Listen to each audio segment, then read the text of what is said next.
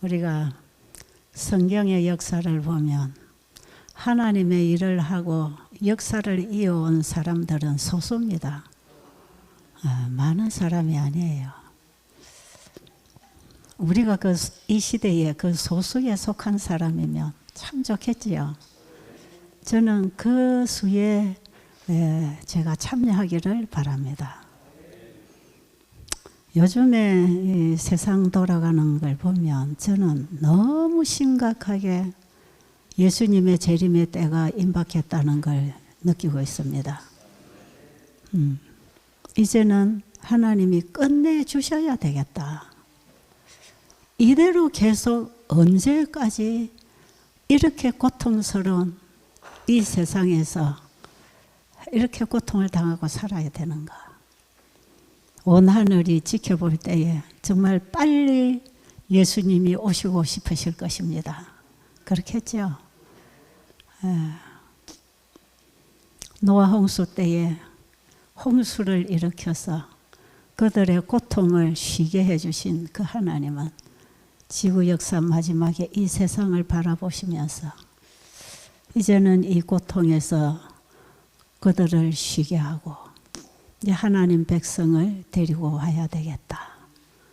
이제 그 일을 하기 위해서 예수님이 오실 텐데 예수님이 오시기 전에 분명하게 한 백성이 준비돼야 됩니다. 그래서 마지막 전쟁을 이 땅에서 치룰 일꾼이 나와야 돼요. 바벨론이 무너졌다고 외치면서 하나님의 백성은 바벨론에서 나오라고 하는 셋째 천사의 큰 외침이 나가야 합니다. 이 일이 일어나야 이제 예수님이 자기 백성들 데리러 오실 것이거든요. 그래서 마지막 전쟁은 요한계시록 13장의 짐승의 표 환란이 올 때 계시록 14장의 셋째 천사의 하나님의 인을 받은 자가 바로 그 바벨론에 속한 백성들 짐승의 표를 받지 말고 주님께로 돌아오라고 하는 외침을 해줘야 되잖아요. 그런데 지금 이 세상은 진짜 사탄이 온전히 지배하고 마지막 그 남은 자손, 여자의 남은 자손, 남은 무리 어느 시대나 그 남은 무리가 진리를 보존하고 하늘의 기별을 그 시대에 전해온 소수의 남은 무리, 이 무리만 없애버리면 이 지구는 온전히 사단이 차지한다고 생각하고 있어요. 그래서 계시록 13장의 짐승의 우상을 세우면서 그 짐승의 우상에게 경배하라고 하는 우리의 신앙을 창조주로부터 사탄에게로 돌이키게 하는 강제령이 내릴 것이다 이 말이죠. 이게 이 지구에서 마칠 마지막 전쟁입니다. 이제 이런 조짐들이 우리 가까이에서 지금 보이고 있고 지금 이것이 성취되어 오는 모습들을 보면서 우리는 지금 때가 얼마나 가까이 임했는지를 알아야 되고 이 때에 하나님의 백성들이 이제 완전한 무장을 하고 마지막 전쟁에 나갈 준비를 해야 되잖아요. 그렇게 해야 되겠죠. 저는 그 준비가 되기를 정말 간절히 원합니다. 그 늦은 비로 끝날 복음 사업이거든요. 늦은 비의 권능은 죄가 있는 인간에게는 내리지 않습니다. 그래서 우리는 지금 예수님이 마지막 속죄 사업을 하시는 지성소에서 죄도말을 받아야 됩니다. 그 죄도말을 받기 위하여 지성소에서 조사심판을 받을 사람들은 예수님을 믿음으로 내 안에 영접해서 그 하나님의 품성과 똑같은 그 품성을 가져야 지성소의 속죄소 안에 있던 하나님의 율법책에 그 율법에 의해서 우리의 품성을 조사할 때 하나님의 율법과 우리의 품성이 조화를 이룰 때 우리의 죄가 도말됩니다. 그 품성에 하나님의 품성과 똑같은 그 품성에 그거 내 거야 하고 인을 칩니다. 거기에 늦은 비가 내릴 거예요. 예수님이 하나님이 보내신 아들로서의 하나님의 품성을 그대로 증거하고 드러냈을 때 그분에게 하나님의 권능과 능력을 다 부어주셔서 예수님이 3년 반 동안 그 일을 하신 것처럼 마지막 성도는 예수님이 받으시고 3년 반 동안 공생에서 일하신 그 능력과 사랑과 그 사업을 마지막 성도를 통해서 마지막에 하실 것이라. 그래서 우리는 예수의 증거를 가진 자가 되어야 합니다. 그 예수의 증거를 전하려면 내 안에 예수가 일을 해야 됩니다. 그렇죠? 내가 열심히 해서 예수님을 증거하는 게 아니고 하나님의 계명과 예수의 증거를 가진 이 백성들은 예수님을 내 안에 온전한 나의 주인으로 받아들여야 합니다. 그러려면 내가 그분 앞에서 온전히 죽어야 되는데요. 그분에게 나를 온전히 다 드려야 되는데 그래야 그분이 내 안에 와서 그분의 일을 할 때 우리는 예수님을 증거할 거 아니겠습니까? 그렇죠? 예수님이 이 땅에 오셔서 하신 모든 일이 아버지를 증거한 것처럼 그게 예수의 믿음으로 했던 것처럼 마지막 성도가 가진 예수의 믿음을 지키는 마지막 성도는 내 안에 내가 죽어지고 예수님이 내 안에서 일을 하신 증거가 나타날 때 우리는 예수를 증거하게 됩니다. 그 예수님이 아버지를 증거한 기록은 이미 신약 성경에 기록되어 있고 우리가 보는 시대의 소망에서 적나라하게 다 펼쳐놨잖아요. 마지막 성도의 신앙 속에 바로 그 예수님의 생애가 재현되는 때는 늦은 비 때입니다. 우리는 그 특권을 누릴 수 있는 시대에 지금 살고 있거든요. 이거 심각하게 생각해야 돼요. 여러분 그저 교회 왔다 갔다 그냥 내가 좀 잘 믿는 것처럼 그게 만족하지 마시고 내 안에 주인이 내가 되어 있는지 주님이 되어 있는지 그걸 확인해야 돼. 너희가 믿음 안에 있는지 네 자신을 확정하라. 예수님이 내 안에 계셔야 나를 통해서 일을 하실 거니까 내가 하는 게 아니라 내 안에 주님이 하신다고 하는 그 주님의 품성과 능력을 증거해야 되기 때문에 우리 안에는 예수님만이 나를 온전히 지배해야 합니다. 내가 해야 된다면 불가능인데 예수님이 내 안에 오셔서 해준다면 가능하잖아요. 저는 그 가능성을 기다립니다. 그 가능성을 기다리면서 지금 나의 죄가 도말되고 그 인침을 받아 늦은 비의 그 권능에 들어가는 그 바로 그 지점에 내가 지금 가야 된다고 하는 그 소망을 가지고 때가 이렇게 급박하게 돌아가는 걸 보면 볼수록 이게 더 나도 급박해지는 거예요. 여러분 그렇지 않으세요? 그래서 제가 사실 우리 엘렌 집사가 저 옆에서 방을 옮겨가고 나니까 제가 너무 자유롭게 주님하고 기도할 수 있는 시간이 되어서 전 진지하게 어젯밤에 정말 기도 시간을 가졌어요. 저는 옆에 사람이 이렇게 있으면 기도 못해요. 어떤 사람이 옆에 사람 자는데 이제 그냥 기도한다는 저는 그거 못해요. 그리고 뭐 교회에서 그냥 서로 개인 기도하라 하면 웅성웅성 할 때는 기도 하나도 안 됩니다. 그냥 그 사람 기도하는 소리만 듣고 있어요. 찬미 털어놓으면 그 찬미 가사만 생각하고 앉아있어요. 기도가 안 돼요. 그런데 나 혼자 있어야 기도가 됩니다. 여러분, 부부가 은밀한 관계에 들어갈 때 사람이 있으면 돼요, 안 돼요? 안 됩니다. 어떤 고약한 시어머니가 외아들 장가 보내놓고 며느리 아들 자면은 맨 방 앞에 와서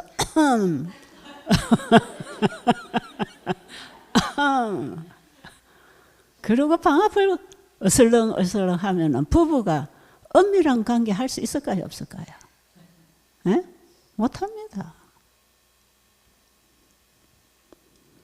그 시어머니가 왔다 갔다 집 애들이 뭐하나 자꾸 구경하고 있으면, 예, 부부관계가 같이 와서 부부가 같이 앉아 밥은 먹을 수 있어도요, 은밀한 부부관계 안 됩니다. 저는 옆에 누가 이리 사람이 있으면 그거 안 돼요.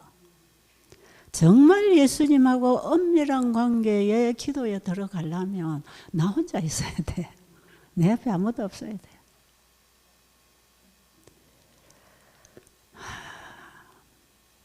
그래서 저는 이렇게 혼자 조용히 있는 게 하나도 지겹지 않습니다. 외롭지 않아요. 앞에 안 보이고 혼자 이래 있으면 답답하고 어찌서 하냐 하는데 하나도 안 답답해요. 그 혼자 있는 시간이 주님하고 얘기하는 시간이면 더 좋잖아요. 이런 사랑하는 주님과 은밀한 관계에, 여러분 사랑하는 사람하고 같이 있으면 그 시간이 지루하나요? 지루하지 않죠? 그런 시간이 그냥 흘러가면서 주님과 함께 교제를 하면 참 행복해요. 세상 걱정 다 잊어버려요. 저는 어젯밤에 주님과 개인적인 교제를 하면서, 주님, 마지막 전쟁을 치룰 일꾼들을 빨리 좀 모아주세요.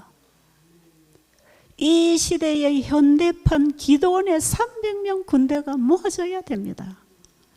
이것은 마지막 이 땅에서 마쳐질 최후의 전쟁에 관한 하나의 예표고, 그것이 이스라엘의 역사 속에 있었던 얘기거든요.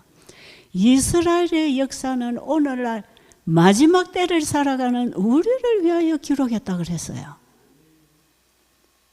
이스라엘의 역사에서 우리 마지막 교회, 마지막 성도가 배워야 할 교훈들이 그 속에 다 있습니다. 오늘날 우리를 위한 것입니다. 저는 이 기도원의 300명의 이 군대가 어떤 사람으로 형성되었는지를 많이 저는 생각하고 연구하고 또 보고 말씀을 보면서, 처음 볼 때 들어오지 않았던 부분이 그 다음 보면 또 들어오고 그 다음 보면 또 들어와요. 오늘 아침에 보면서 하나 딱 들어왔어요.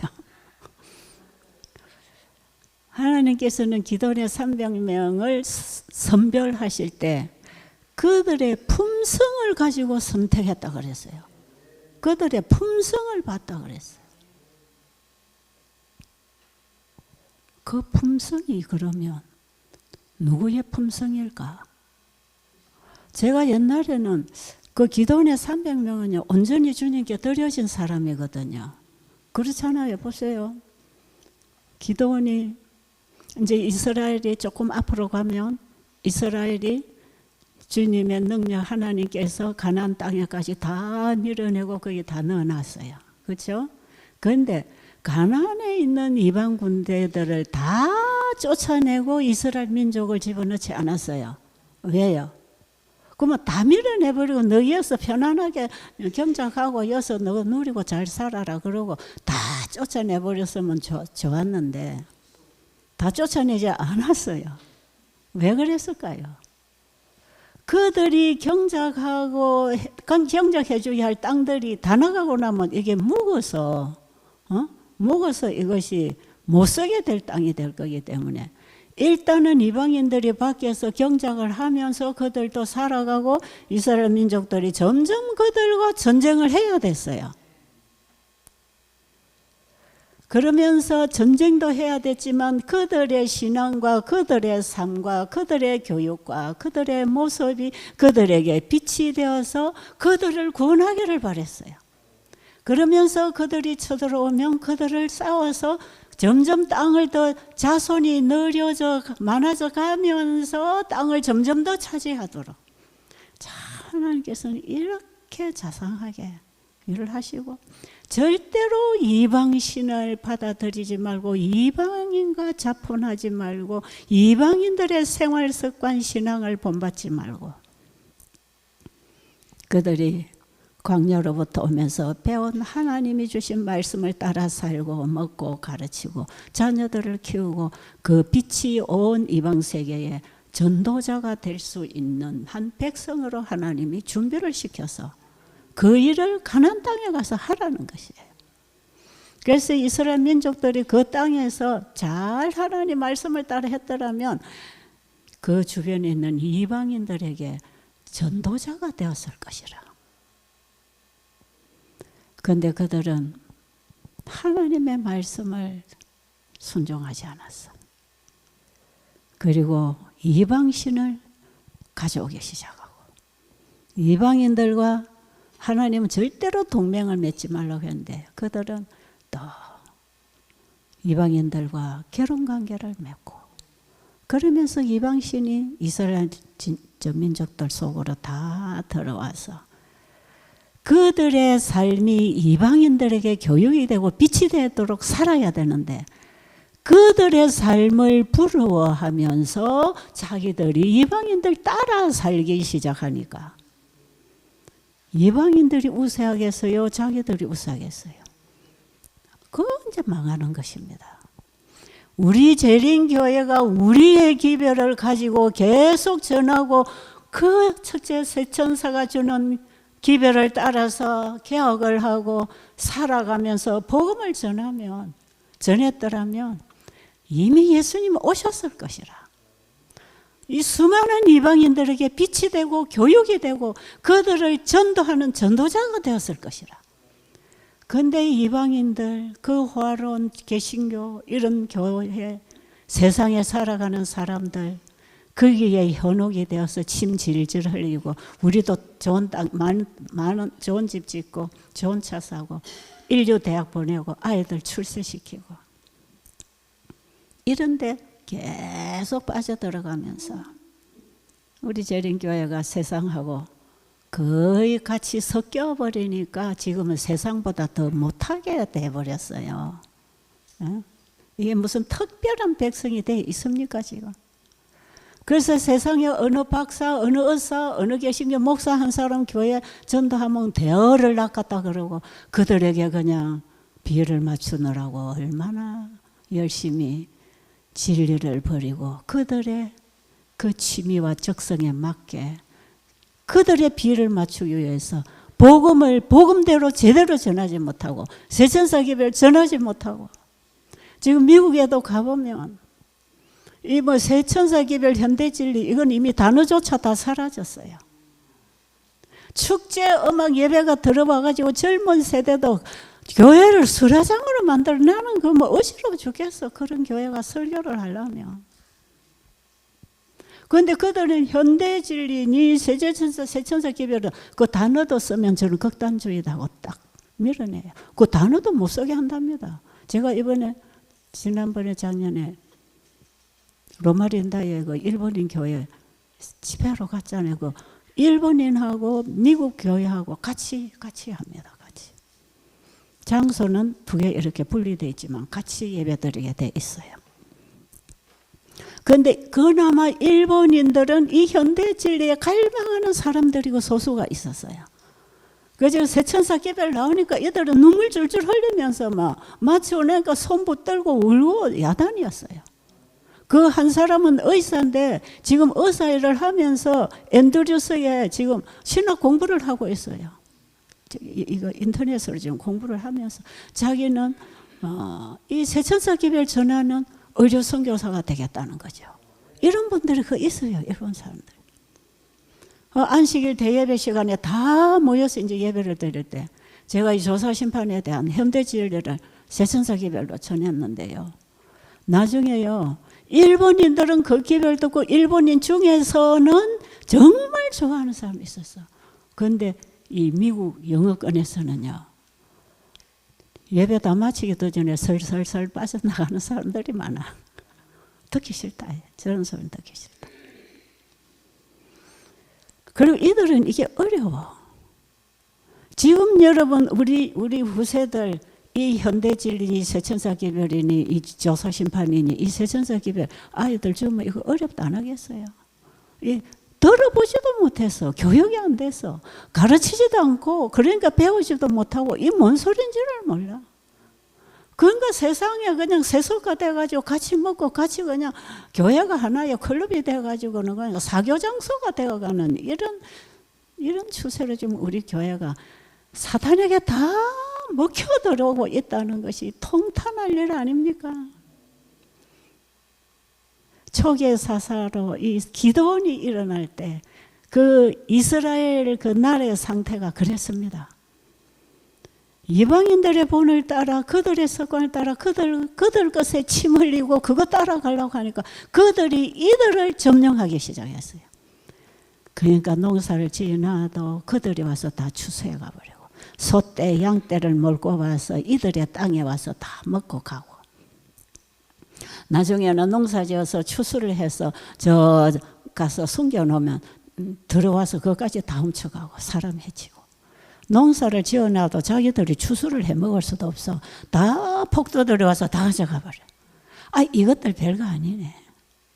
요단강을 건너서 광야를 통해서 전쟁에 이기고 여리고성을 무너뜨리고 이렇게 들어올 때에 그들은 오금이 저리고 덜덜벌벌 떨고 있던 그들의 하나님, 그들의 신이 두렵고 떨렸던 그 백성들이 가나안 땅에 가서 자기가 믿는 하나님 버리고 그들의 우상을 받아들였을 때 완전히 힘을 다 잃었어요.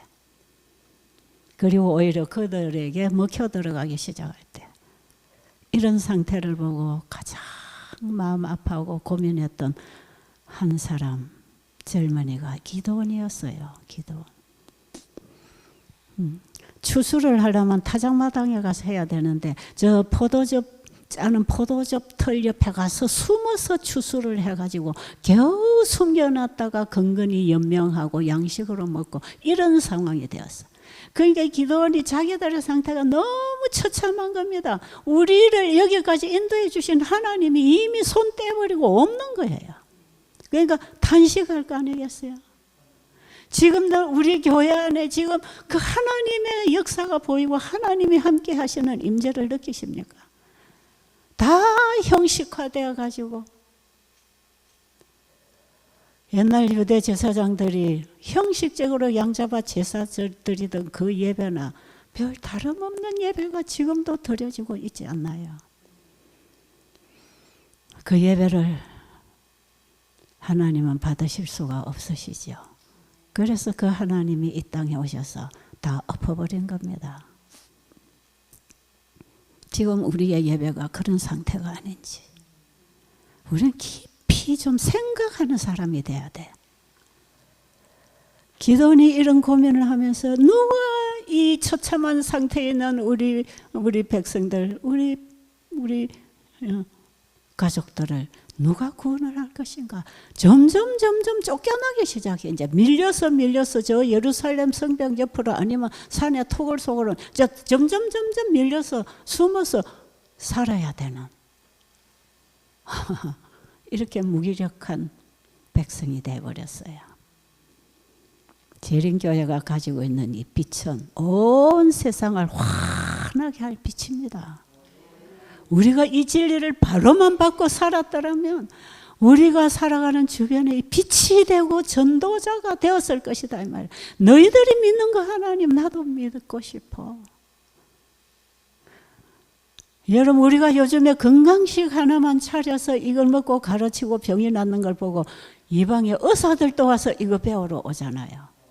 우리의 현대의학의 한계를 느끼고 있는 것이 너희들이 하는 이 건강치료법이 암이 낫고 불치병이 치료되는 걸 아는 의사들은요 이거 배우러 옵니다. 여러분 그 가족이나 그들이 아프면 오는 거예요. 안 아프면 안 오지요. 아파서 와요. 의사들은 주로 피를 뽑아서 영양소가 부족하면 무슨 영양을 넣으라고 주사 넣어주고 약 넣어주고 하는 게 의사들이 할 일이에요. 그런데 배대로 오면은 환자들 다 굶겨버려. 그러니까 의사들이 놀라겠죠.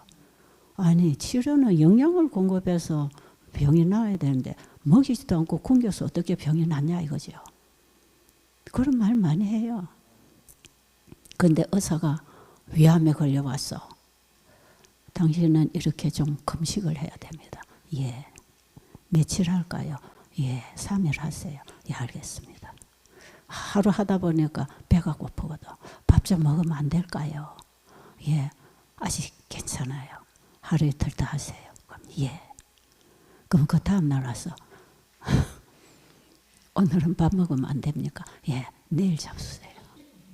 그럼 내일 이제 밥을 떨어봐. 밥을 떠가지고 이만큼 먹으면 되겠습니까? 그 좀 많습니다. 덜어놓고 가세요.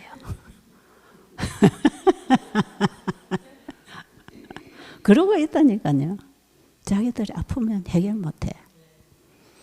여러분 의사들이 뭐 수술해라 항암제 해라 이거 항암제가 맞고 저 항암제가 맞아 이거 하고 매차하고 이 주사 한 대 맞으면 뭐가 어쩌고 면역이 어쩌고 회사치만 자기가 병들면 그게 안 듣는 거 알아. 알아요. 여기 우리 약국 하시는 우리 장로님 가족이 왔는데 이 감기가 와가지고 약을 좀 드릴까 하니까 우리 사모님 날 우리 집에 약국을 해도 약 안 먹습니다 그러대요. 우리 집에 약을 파는데도 자기는 약 안 먹는데요. 이분은 정말 하나님 믿고 하나님 법대로 살면 건강 주신다는 걸 믿는 분이거든. 그게 약 안 잡수신다 이 말이에요. 근데 의사들이요 자기가 하는 의학을 못 믿어요. 계속 수술하고 항암제 처방했는데 1년 2년 가다 보면 사람 죽었단 말이에요. 다 죽었단 말이에요. 여러분 우리가 가진 이 건강기별 영원한 복음은 온 세상을 구원하는 기별입니다. 온 세상에 늘어져 있는 한우들이 찾아와야 되고 온 세상이 복음이 가려서 진리를 찾는 영혼들이 이 등불을 보고 들어오게 되어 있는 기별을 이 마지막 교회 하나님이 다 주셨잖아요. 그런데 이걸 내가 가지고 먹지도 않고 살지도 않고 주지도 않고 세상 걸 받아먹고 세상 법대로 사니까 세상 사람들이 우리를 점령해 들어와서 교회가 이렇게 타락해버린 거라. 기별이 없어. 이 시대에 하늘이 보낸 이 세천사의 기별 우리의 운명을 결정하는 기별인데도 이 기별이 외쳐지고 있지를 않아. 요새는 단어조차도 잘 안 해. 그 부담스러운 거야. 그냥 예수 믿어. 구원받는 믿으면 받아. 믿으면 구원받아. 믿는다고 믿어. 확신을 가져. 그럼 믿는 되는 거야. 넌 그러면 구원받았어. 침례받고 들어오면 넌 구원받은 거야.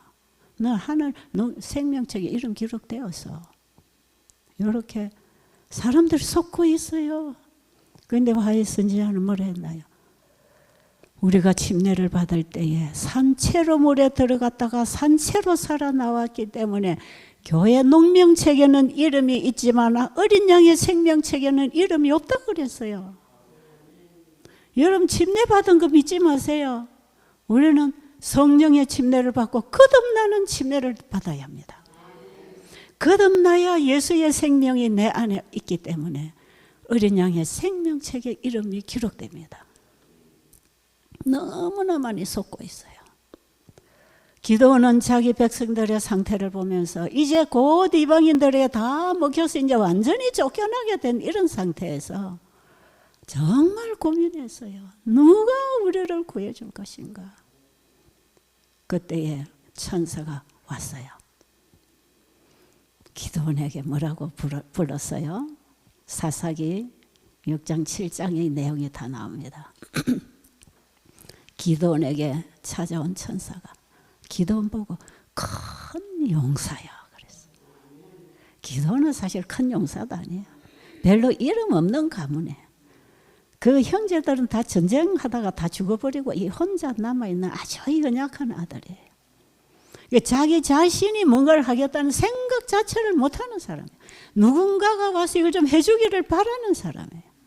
그런데 천사가 와서 큰 용사여, 하나님이 너와 함께 하신다. 하나님이 용사라 하면 용사 만들어 줄게, 이 말씀이거든. 그렇죠? 하나님 말씀은 허락이고 약속이라 했잖아요. 하나님이 너와 함께 하신다 하니까, 하나님이 함께 하시면 우리가 왜 이 모양 이 꼴이 됐습니까? 기도니 그러는 거예요. 그러나 그 조상들에 의해서 배운 대로 천사를 대접하려고 무교병하고 또 뭐 가져왔지요? 염소인지 뭔지 잡아다가 대접을 해드리려 하니까 이 천사가 그거 저 바위에 갖다 올려라 그랬어요. 그래서 기도원이 요리해 주려고 가지고 온 그 짐승하고 그 떡 무교병 떡하고를 그 바위에다 올려놨더니 천사가 바위에다가 지팡이로 손을 대니까 그것이 사라졌어요. 하늘에부터 불이 와서 싹 살아가 버렸어.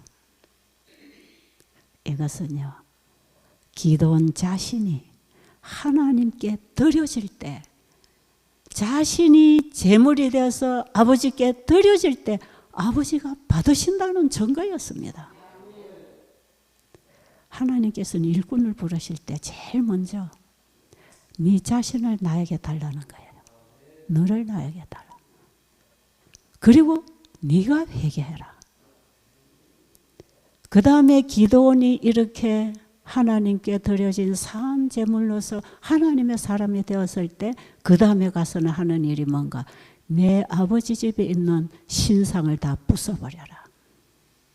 요아서는 자기 집에다가 우상을 갖다 세우는 신당을 만들어 놓고 그 주변에 있는 사람들 거기 와서 제사를 드리도록 하는, 기도원의 아버지 집에 신당이 들어봤어요.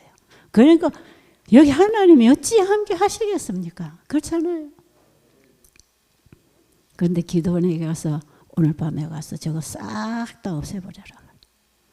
기도원이 무서워서 혼자 못하고 친구들 데리고 가서 밤에, 아무도 없을 때 밤에 그냥 신당에 있는 그거 뭐 바알이고 뭐이고 아세라 신이고 다 두들겨 벗어서, 하나는 머리 떨어져 저기 내동댕이 치고, 하나는 팔이 떨어져서 그 우상들이 저기 떨어져 있고 다 벗어났어요.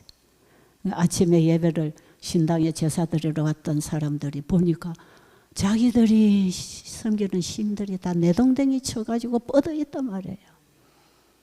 이거 이 짓을 할 사람은 기도원밖에 없어. 기도원은 자기들의 거기에 참여하지 않았거든요. 기도원은 늘 그걸 보고 탄식했던 사람이에요. 아, 요놈 기도원 요놈이 했구나. 이거 죽이자. 그런데 그 이전에 천사가 아버지에게 방문했어요. 밤에. 천사가 요아스에게 와서 그 얘기를 다 해줬어요. 그러니까 동네 사람들 와서 기도원 잡아주기, 기도원 이 녀석 어디 있냐고 빨리 나오라고 떠들고 있는데 아버지가 딱 나왔어요. 그 아버지 요아스가 하는 말이 참 유명한 말이에요. 너희가 믿는 신이 진짜 신일진데 신이 나와서 싸우게 해라. 와, 너희들이 신을 도와줄 것이냐? 신이 너희를 도와야 되는 게 신 아니냐? 근데 그 신은 기도원의 몽둥이에 다 내동댕이 쳐서 저거 넘어져서 아무 일도 못하는데 너희들이 그 신을 섬기고 있지 않느냐? 그 신이 너희들을 돕지 못하고 있지 않느냐? 그게 진짜 신이면 벌떡 일어나서 너 기도원을 쳤을 거 아니냐? 아, 이 말이 굉장히 심각합니다, 여러분. 진지하게 이걸 알아야 돼요. 그래가지고 이 사람들, 아, 그렇구나 깨달았어요. 그리고 하나님께서는 기도원에게 이제 전쟁에 나갈 군사를 부르라는 거예요. 그래서 자기 지파에 있는 몇몇 사람들 다 이제 전쟁터에 나갈 이제 군사를 불러야 되잖아. 군인을 모집해야 전쟁을 할 거 아니겠어요. 이제 지금 이때에는 이미 이 주변에 사방으로 미디안과 아말렉과 이방 군대들이 모래알처럼 뺑 둘러 점령을 하고 있는 이때, 이건요 마지막 때 하나님의 백성을 없애버리려고 온 세상이 연합해서 점령에 들어오는 거 아십니까? 그래서 이 백성 완전히 없애버려야 사탄이 자기 땅이 되기 때문에 이 땅 차지를 하려고 이 전쟁을 일으킵니다. 그런데 그때에 이 이스라엘을 중심으로 뺑 둘러 이방 군대가 다 점령했어요. 이제 이것들 완전히 이제 사로잡아 없애버리면 이제 우리 이 땅을 우리가 도로 찾는다. 그랬는데 하나님께서 군인을 불러라고 하니까 이제 기도는 나팔로 불고 사람을 보내서 멀리 있는 사람은 모아들여가지고 저 길라산으로 다 모여라. 모였는데 보니까 몇 명이 왔지요? 몇 명이 왔어요? 32,000명이 왔어요. 근데 기도원이 가만 보니까 뺑 둘러 점령하고 있는 저 수십만 군인들하고 32,000명이 싸울 수 있어요, 없어요? 이거 뭐 전쟁해봐야 우리는 그냥 시작도 안 하고 다 죽겠구나. 그래서 숫자가 작아서 불안해하는데 하나님 뭐라 하십니까? 이 숫자가 너무 많다.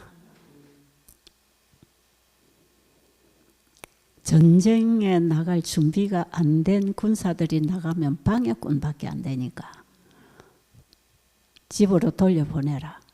그리고 진짜 싸울 준비가 돼 있는 사람만 이 출전을 하도록 했어요. 그러니까 몇 명이 돌아갔죠. 네가 가서 죽으면 두려워하는 사람, 무서워하는 사람 다 그래서 이거 여러분 신명기 20장 5절부터 보면요. 좀 한번 찾아보세요. 5절부터 보면요. 이 이스라엘 군대가 전쟁에 출전할 때에 그 군인을 뽑는 기준이 있어요. 무조건 그냥 다 와라 이래가지고 희생시키지 않는 것입니다. 그게 전쟁을 치를 자격이 있는 사람만 뽑아냅니다. 그거 한번 읽어보세요. 유사들은 백성에게 고하여 이르기를 새 집을 건축하고 낙성식을 행치 못할 자가 있느냐. 그는 집으로 돌아갈지니 전사하면 타인이 낙성식을 행할까 하노라. 포도원을 만들고 그 과실을 먹지 못한 자가 있느냐. 그는 집으로 돌아갈지니 전사하면 타인이 그 과실을 먹을까 하노라. 여자와 약혼하고 그를 취하지 못한 자가 있느냐. 그는 집으로 돌아갈지니 전사하면 타인이 그를 취할까 하노라 하고, 유사들은 오히려 또 백성에게 고하여 이르기를 두려워서 마음에 겁내는 자가 있느냐. 그는 집으로 돌아갈지니 그 형제들의 마음도 그의 마음과 같이 떨어질까 하노라 하여 백성에게 이르기를 필한 후에 군대의 장관들을 세워 무리를 거느리게 할지니라. 자, 어떤 사람은 군인으로 출전을 못합니까? 첫째, 거기 뭐가 있어요? 제일 1번이 뭐예요? 그게 새 집을 짓고 아직 입주하지 않은 사람은 집으로 돌아가라 그랬어. 왜 그럴까요? 여러분 새 집 짓고 나면 거기가 살고 싶지요. 안락한 그 가족과 함께 거기서 살고 싶지 않겠어요? 근데 새 집은 다 지어놓고 이제 이사 가서 안락하게 살 텐데 전쟁터에 가면 무슨 생각하겠어요? 내가 죽으면 안 되지. 내가 지은 새 집에 가서 우리 가족과 아내와 함께 행복하게 살아야지. 세상에 안락을 추구하는 사람, 그 사람은 전쟁터에 나갈 자격이 없어. 그런 사람은 전쟁에 집중하는 게 아니라 두고 온 자기 새 집을 자꾸 생각하고 자기 몸을 살리느라고 전쟁도 못할 뿐 아니라 전쟁하는 군인들 사이에서 방해꾼이 됩니다. 그 다음에 또 어떤 사람? 포도원을 재배하고 아직 그 열매를 먹지 못한 사람. 실컷 농사를 다 지어놓고 포도가 주렁주렁 익어서 이제 추수하려고 하는데 군대에 가면 어떻게 되겠어요? 저거 내가 가서 만약에 죽으면 저거 먹지 못하고 죽겠네. 그러니까 그것도 그런 사람 오시면 이 식욕에 낙을 누리는 사람들, 식욕에 방종하는 사람들, 그들은 출전할 자격이 없다. 그 다음에 또 약혼하고 아직 결혼을 안 한 사람, 전쟁터가 죽으면 그 여자 생각 자꾸 하느라고 집에 가고 싶다 이 말이에요. 정욕, 쾌락 여기에 빠져 있는 사람 안 된다. 그 다음에 또 뭡니까? 두려워서 마음에 겁내는 사람. 내가 가서 죽으면 어쩌지? 내가 죽으면 우리 어머니, 우리 아버지, 우리 형제들은 어떡하지? 이렇게 죽음이 두려워 떠는 자들도 자격이 없어. 자, 이런 사람들은 전부 다 집으로 돌아가라. 하나님께서 이렇게 뽑아내라는 거예요. 32,000명도 지금 더 모집을 해야 전쟁을 할 판인데 거기서 이런 정신을 가지고 있는 사람 다 집으로 돌려보내라 하네. 그게 다 돌려보냈는데 몇 명이 갔지요? 22,000명이 가고 10,000명이 남았어요. 그래서 기도는 이 10,000명 가지고 무슨 전쟁을 하나. 그런데 하나님께서는 너희들의 숫자가 많아서 전쟁에 이기면 너희들의 힘으로 이겼다 할 거 아닌가. 이 전쟁은 너희들의 능력과 힘으로 싸우는 게 아니다. 이 전쟁은 하나님이 싸울 전쟁이다. 너희들은 내 도구만 되어다오. 그러면서 또 이 10,000명의 백성을 물가로 데려가래요. 물가에 데려가서 다음 그 얼마나 목마릅니까, 그죠? 물 먹는 모습을 보는 거예요. 그래서 엎드려 가지고 그냥 정신없이 허겁지겁 팍팍팍 물을 퍼먹는 사람들은 이쪽에 세우고, 적군이 어디까지 쳐들어오나를 살피면서 전쟁할 태세를 준비하고 손에 물을 떠서 손바닥에 핥아서 입에 갈증만 면하는 이런 무리는 따로 세우고, 그 나중에 물을 손바닥에 떠서 핥아먹는 사람 몇 명이죠? 이게 기도원과 함께 전쟁에 나갈 300명. 이 기도원의 300명의 정신입니다. 자, 그리고 이 300명을 데리고 나가서 세대로 나누어서 그들이 서게 하고 그들에게 뭘 줬지요? 진흙 항아리에 햇불이 들어있는 항아리와 나팔을 줬어요. 여러분 전쟁터에 가려면 뭐 마병을 가지고 가든지 뭐 칼을 가지고 가든지 이래야 싸울 거 아니겠어요. 그런데 이 무기가 뭐예요? 진흙 항아리 속에 햇불을 감추었어. 그 항아리 하나 주고 그 다음에 뭐 줍니까? 나팔 주는 나팔. 여리고성 멸망 무너뜨릴 때도 뭐 부르지요? 나팔 불었습니다. 그 두 개가 전쟁마당에 나갈 무기였어요. 그런데 이 사람들을 세대로 이쪽 저쪽 동서남북으로 다 흩어서 딱 세우고, 그 다음에 이제 주변에는 이들을 완전히 이제 사로잡아 버릴 태세를 하고 모든 군대가 다 총동원됐어. 그래서 그 7장 15절인가 어딘가 보면 그런 말씀이 있어요. 미디안과 아말렉과 동방의 모든 이방인들이 다 모였다 그랬어. 온 세상입니다. 마지막 전쟁은 온 세상이 연합합니다. 경제적, 정치적, 종교적.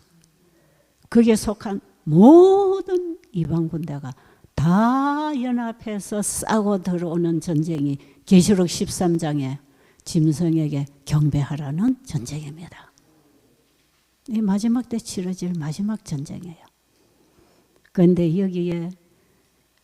여기에서 살아남을 뿐 아니라 이들을 온전히 무너뜨리고 세상 바벨론이 무너지게 하는 이 큰 외침의 나팔을 부는 백성들은 셋째 천사의 기별을 가지고 있습니다.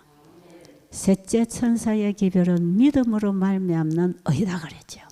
자, 우리가 이제 그동안에 믿음의 의를 많이 배웠어. 이제는 이 결론을 내리면 여러분이 이해할 거라.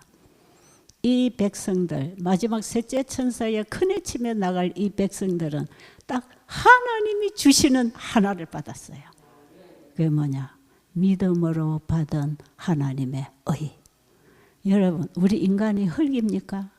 우리 인간은 진흙 항아리, 진흙 항아리에 뭐가 담겨졌어요? 하나님의 의, 그분의 영광의 빛, 그분의 품성, 그분의 생명, 그것을 우리 안에 담아줍니다. 자, 그리고 뭘 가지고 싸웁니까? 기별로 싸웁니다. 세천사의 기별, 나팔이야, 나팔. 우리는 크게 외치라.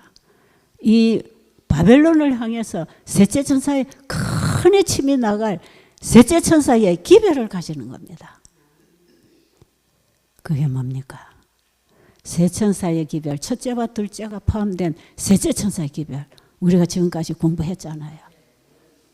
하나님을 두려워하며 그에게 영광을 돌리라. 이는 그의 심판하실 시간이 이르렀으니 하늘과 땅과 바다와 물들에 근원을 만드신 이를 경배하고 빨리 바벨론에서 나와라. 바벨론은 무너진다. 바벨론에 있는 하나님 백성들은 이 기별을 듣고 빨리 창조주 그분께로 돌아오라. 예수를 믿음으로 말미암는 의를 옷 입으라는 것입니다. 셋째 천사 전하는 기별이 믿음으로 말미암는 의 아닙니까? 이 세 천사의 기별은 하늘로부터 온 우리의 영원한 복음이신 예수님을 온 세상에 전파하라는 기별 아닙니까? 셋째 천사의 권능을 가지고 예수님이 입으셨던 권능과 능력을 가지고 예수님을 받아들이고 주님께로 돌아오라고 하는 큰 외침을 이들이 할 때에 바벨론에 있는 준비된 백성들 나오고, 그 다음에 바벨론은 자기들끼리 싸워서 재앙이 내리고 다 망가집니다. 그렇죠? 계시록에 보면 나중에 자기들끼리 싸워서 전쟁하고 끝난다 그랬어요. 저 바티칸, 저 교황관, 저게 문제였구나. 가서 막 찍고 죽인다 그랬잖아요. 자기들끼리 싸워서 다 끝납니다. 그런데 여러분, 기드온의 300명 군대가 가지고 간 무기가 믿음으로 말미암는 의, 영원한 복음이신 예수님을 내 안에 영접했고 그 예수님을 증거하는 나팔수가 되는 것입니다. 저는 이 대목을 보면서요, 초기의 사사시대 부조와 선지자들 장을 한번 읽어보세요. 제가 오늘 아침에 이 말씀의 대목을 보는데, 하나님께서는 우리 인간이 가지고 있는 능력이나 뭔가를 보지 않으신대. 그들의 품성으로 그들을 선별하신답니다. 전에 나는 이들의 품성으로 하나님의 쓸 백성을 준비한다 할 때에 저는 믿음으로 말미암은 의와 조사심판에서 인침받고 늦은 비록 흔했지만은 이 과정을 잘 몰랐을 때는 이 부분이 저 항상 갸우뚱했어요. 그들은 다 놓고 겁 없이 그냥 기도원의 명령에 따라서 그냥 전쟁마당에 나와서 그냥 주는 항아리 들고 나팔 들고 섰는데, 이게 품성이라는 게 뭐냐 도대체. 우리가 생각하던 품성이 아니라, 그렇죠? 우리는 사람이 순하고 친절하고 편안하고 너도 좋고 나도 좋고 두루두루 다 좋아, 그런 품성이 좋다 그러잖아. 근데 하나님이 보시는 품성은 그게 아니라, 그들은 보니까 자기 자신을 다 내려놨어요. 기도원을 통해서 주시는 하나님의 명령을 받아들였어요. 그 명령 바로 예수님입니다. 예수님이에요. 그들은 자신을 온전히 내리고 예수님을 받아들였기 때문에 예수님이 그들을 쓰실 수 있는 사람. 그렇죠? 그래서 이들의 품성을 가지고 하나님은 선택을 하신다고 할 때 이게 믿음으로 말미암은 의가 이해가 되니까 이게 이제 이해가 되는 거라. 와, 이게 믿음의 의가 이해 안 되면 이 품성, 그들은 애당초에 참 품성이 좋은 사람, 고든 사람들, 진리에 굳게 선 사람들, 그 정도로 알 수 있잖아요. 이것은 완전히 그들이 하나님이 들려주시는 선물을 받을 수 있는 사람, 자기를 온전히 포기한 사람, 자기가 죽기로 포기한 사람, 그 일에 올인한 사람, 우리가 전적으로 주님께 드려진 사람, 그들에게는 그분의 의가 입혀지는 거 아닙니까? 거기 커내침할 능력 오잖아요. 이게요, 세천사 기별을 이해하고 믿음의 의를 이해하고 이 과정을 보면요, 이 워낙에 다 깨달아집니다. 아, 그들의 품성을 가지고 부르신다 할 때 믿음으로 말미암아 의를 가지고 있느냐 없느냐에 따라서 우리가 부름을 받는 거구나. 맞아요? 아, 이게 저는 오늘 아침에 딱 빛이 왔어요. 그렇지. 그럼 나도 그 기도원의 300명 군대에 들어갈 수 있겠구나. 나는 내가 오늘도 죽고 예수님이 내 안에서 일하시기를 원합니다. 그런데 산에다가 세대로 나눠놓고 이제 기도원이 나팔을 불 때 그들은 항아리를 깹니다. 그죠? 항아리 깨니까 그 안에서 뭐가 나왔죠? 나팔이 불리고 이곳저곳에서 환하게 막 불빛이 쏟아져 나오니까 뺑 돌려 이것들 별거 아닌 거 우리가 가서 딱 그냥 한 줌에 잡아서 없애버리고 우리 땅 도로 차지하고 들어왔던 이 군인들이 사방에서 소리를 지르면서 나팔을 불면서 환한 불빛이 나오니까 이들이 겁에 질려가지고 정신이 없어갖고 저것들끼리 싸워서 다 죽이고 도망갔어요. 그래서 12만 명 이상을 그날 죽었답니다. 12만 명 이상. 기도원 300명은 무기 하나 안 쓰고. 이게 마지막 전쟁입니다. 우리가 준비할 건 예수님을 믿음으로 받은 의, 그리고 기별. 예수님께로 돌아오라는 기별. 그게 셋째 천사 기별. 쉬워요, 어려워요? 우리가 다 기도원의 300명 군대에 속할 수 있겠습니까? 아, 저는 이 군대가 빨리 형성되기를 원합니다. 그래서 이 믿음으로 말미암는 의가 뭔지 우리가 준비되어야 되기 때문에 이렇게 우리가 지금 일을 하고 있는 거 아닙니까? 이 자리에 오신 여러분들이 바로 그 기도원 300명 군대 중에 한 사람이 되기를 소원하시고 주님께 나를 온전히 굴복하시고 주님이 내 안에 계셔서 나라는 존재가 완전히 없어지고 그분의 영광만 드러내는 게 하나님을 두려워하며 그에게 영광을 돌리라고 하는 첫째 천사의 기별입니다. 그게. 아, 여러분,